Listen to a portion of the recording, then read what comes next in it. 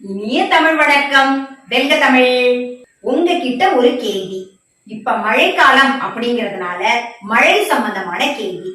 இடி இடிக்குது, மின்னல் வருதுல்ல, அப்போ மின்னல முதல்ல பாப்போமா இல்ல இடி இடிக்கிற சத்தத்தை முதல்ல கேட்போமா? சொல்லுங்க பாக்கலாம். முதல்ல இடி சத்தம் தான் கேக்குது அப்படின்னு நாம நிறைய பேரு நினைப்போம். ஆனா முதலில் நம் பார்வைக்கு வந்து சேர்வது மின்னல்ல. அதுக்கப்புறம் தான் நாம இடி யோசைய கேட்போமா. ஏனென்றால் ஒளியின் திசைவேகம் ஒளியின் திசைவேகத்தை விட அதிகம்.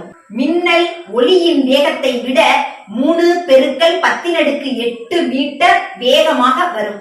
இடி ஒளியின் வேகத்தை விட 343 மீட்டர் வேகத்தில் வரும். எனவே இடியின் வேகத்தை விட மின்னலின் வேகம் அதிகம் என்பதால் நமக்கு மின்னல் ஒளி முதலில் தெரிகின்றது. ஒரு தடவை மின்னுகின்ற மின்னலில் இருந்து இந்த உலகத்திற்கே தேவையான மின்சாரத்தை நாம் எடுத்து விடலாமா? அப்படின்னா மின்னல் எவ்வளவு சக்தி வாய்ந்தது பாருங்க.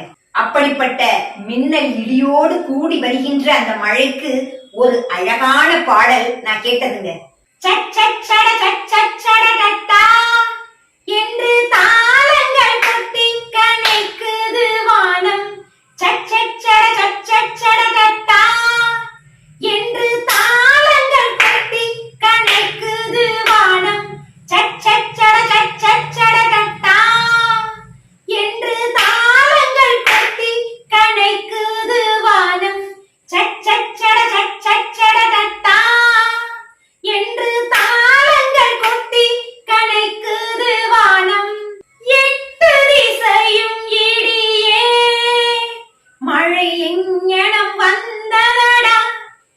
எட்டு திசையும் இடியே மழை எங்கனம் வந்ததடா. எட்டு திசையும் இடியே மழை எங்கனம் வந்ததடா. எங்கனம் வந்ததடா. எங்கனம் வந்ததடா.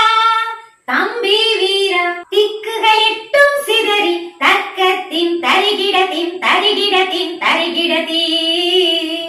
திக்குகள் எட்டும் சிதறி தர்க்கத்தின் தரிகிடத்தின் தரிகிடத்தின் தரிகிடத்தீ.